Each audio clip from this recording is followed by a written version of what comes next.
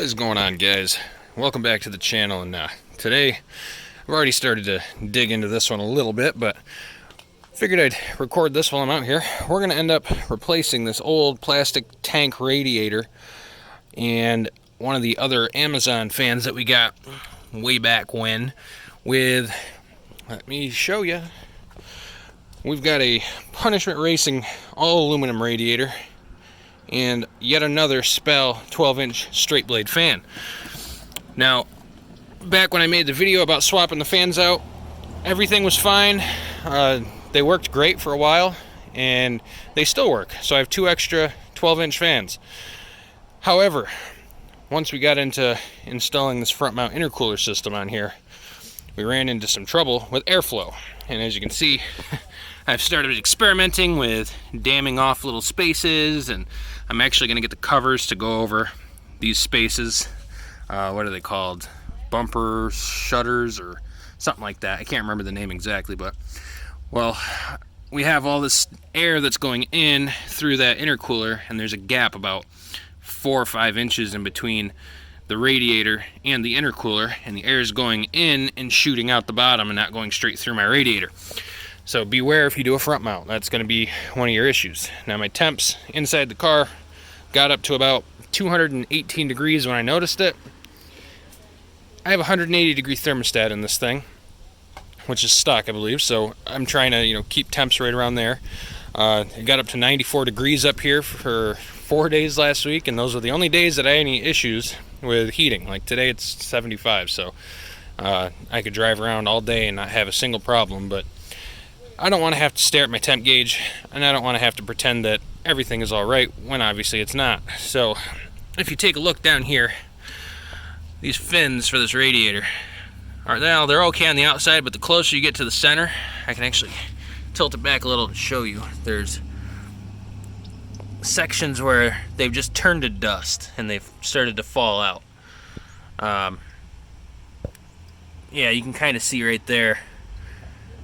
The metal is pretty worn out. I mean, this thing is 22 years old, so it is what it is. But anyway, we're going to get this thing out, and I figured I'd bring you guys along with. So the first thing you end up having to do is take out these two brackets here. It's very simple. This job's not a tough one at all. Pop your radiator cap off, and then down here on the bottom, you got a little pepcock. And I think I talked about this before in another video. You unscrew that, you can save all your antifreeze. It'll all collect right there. Now that that's done, we have to take our manual boost controller off, which I mounted to the back of this rad fan. We have to take off this clamp, the lower hose clamp right down below, and then we're going to unclip all this wiring that's in here, which I've already done. I think there's only one more left on here. We're going to save this fan. This is a SPAL fan. This is the Amazon fan. And again, the Amazon fans work fine. It's just now I've sandwiched another piece of equipment in front of the only air duct for the radiator. It's kind of pissing it off. And I'm a factory AC car still, so that's another thing that messes with you. But nonetheless, I'm going to get this thing ripped up the rest of the way, and yeah, I'll see you guys in a second. Alright, so I've got all this wiring disconnected. To combat this issue, I did hardwire my fans into key on right over here. All I did was, I know it's a no-no, but I did it anyway. Excuse me. I just took a power wire, ran it into my radio fuse, and stuffed it in there. And actually, the SPAL fans pulled so many amps that it was popping the 10 that was in it, so I put a 20 in there. I know it's a no-no. Don't do that. You might burn your car down. But I grounded it off to the side here. So now I'm going to take all this wiring out. I actually still have the factory pigtail here and here. So what I'm going to end up doing is pinching the two blue wires together, because they are high speed and low speed, and there's two blacks on this side that, where are they? Alright, so there's blue with white and blue with gray. Those are hot. And then blue with black and solid black with the blue line, I think. Those are the ground sides. So you pinch the two left wires together with the two right wires. That's your ground and your positive. And then you do the same thing over here. And I think I still have the plugs. So I'm going to go upstairs and take a look and see if I have the plugs off the back of the stock radiator fans. And I'm just going to wire these in so I can plug them in and unplug them. But yeah, that's basically what I did so far. I've got to take these radiator hoses off, and I'm going to get these wires all disconnected. We're going to pull this whole assembly out. We're going to put this fan on the new radiator. This fan is going upstairs. So they were, I think, $80 fans, so I'm going to hold on to them for now. But if any of you guys out there desperately need a set of low-profile slim fans, let me know. I'll give you a good deal on them.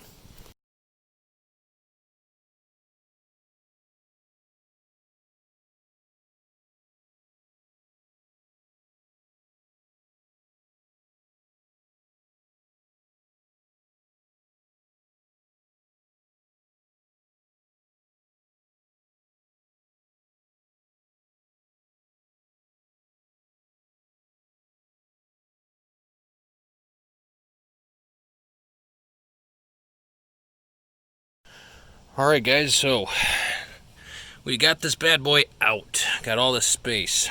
And yeah, that was fun. Something I did notice is this wiring harness is poking out right here. I think I'm going to cover that up a little bit better before I put it all back together. I don't need wires getting ripped apart. But the new radiator even has space for, I believe these are transmission cooler lines to hook up. There's 2 bolting spots on the bottom of that. And the new radiator has them right down there, so that's pretty nice. So I've got it all ripped apart. Now we're going to swap our SPAL fan from our old radiator over to the new system, which is that fan there. That fan's going to go upstairs on the shelf, and the only thing we're keeping off of it is the hose. So those are all going to get upgraded too eventually, but yeah, for now we're just going to reuse the hose. But yeah, this is one of the main differences is this is plastic. This whole top tank is plastic, as well as the bottom tank, and you can imagine after 22 years of use, it's just inadequate, and hopefully I pick up a little bit of extra cooling with the new all aluminum tanked, well, aluminum body and aluminum tank radiator. So, and I also did find my plugs that I saved. These are the stock plugs that came off of the stock fan system.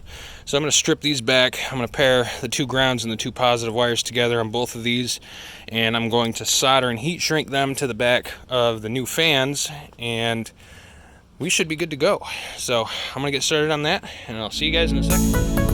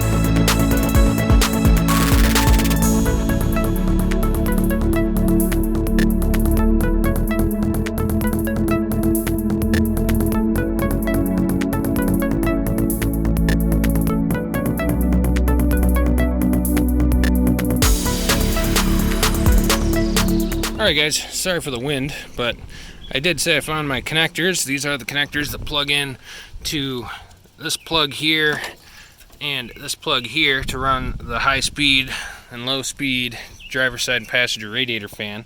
Now this is the driver side. Let me show you here. This one's the driver side. This plug has a black and white stripe, a solid black, a blue with black stripe, and a solid blue. Now the blue ones are your positive and your black ones are your grounds for the driver's side. Passenger side is different. Passenger side has a black and a yellow, which are the ground, and then above that is the solid blue and green with, I think there's a black stripe on it. No, it's just solid green. The green and blue are your positive, your black and yellow are your ground. Kind of funny, but once you separate the wires like so, and you hold the connectors up side by side, and you look, you can pair them up. So the 2 top wires with the 2 bottom wires. So what we're going to do is strip these back. We're going to pair the blue and green together, twist that together and solder it, and then we're going to do the same with the black and yellow. And that's going to be our positive and our ground for our new fans, which come with 2 wires instead of 4. So I'm going to get doing this off to the side real fast, and we're going to get this bad boy put in the car. I'll see you in a second. We've got our wiring all put back together. The plugs are on. All this heat shrink needs to get hit. This is the driver's side. Come on, wire. Everything's plugged back in. We're going to start throwing this in the car. I did use a garden hose and blasted all the old coolant that was in there out, and I got some fresh that I'm going to put in and get this thing put back together, and hopefully everything works right.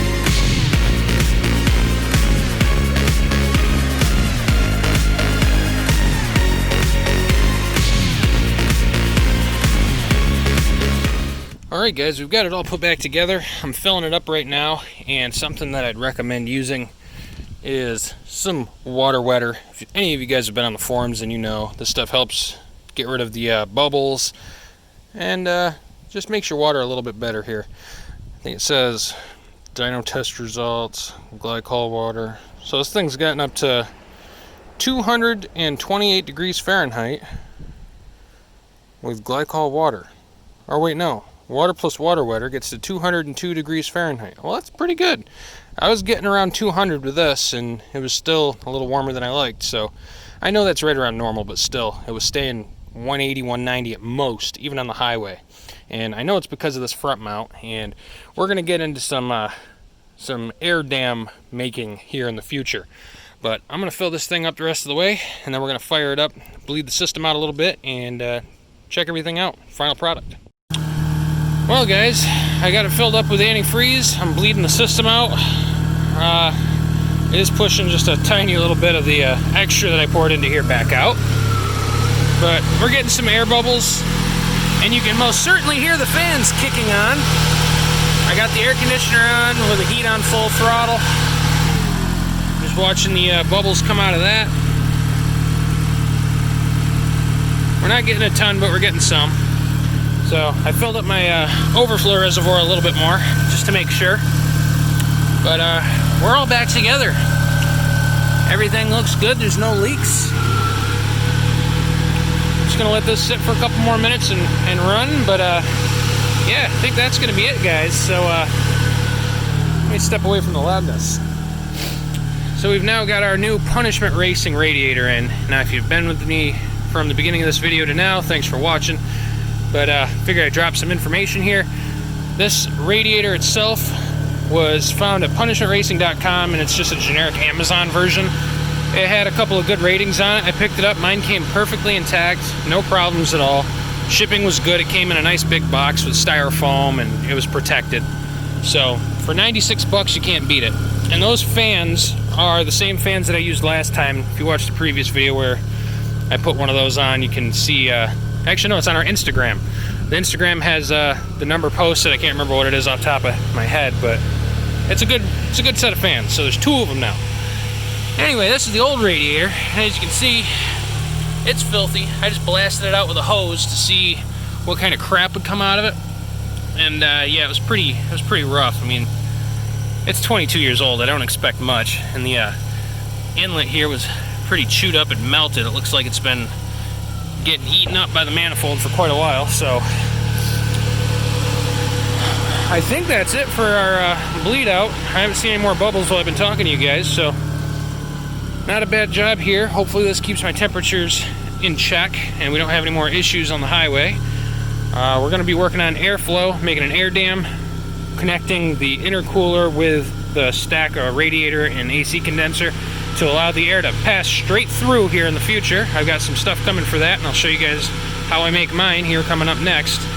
We're also going to be covering up those openings where the fog lights used to be to help direct air through instead of going out the sides and around. So cooling has been a little bit of an issue, like I said, but I'm pretty confident that this is going to take care of it. Those 2 fans are absolute rippers. So yeah, that's it. And alright guys, so that's it. It's been a fun one. We've got our new radiator in. Everything looks great. 2 new slim fans, all hooked up to the stock plugs and stock relays, so the ECU can turn them on and turn them off when it wants to. And yeah, I'm excited about it. I'm hoping that I don't overheat anymore and we can move on to yet another project. So we're going to be doing a little bit more work on the front end here.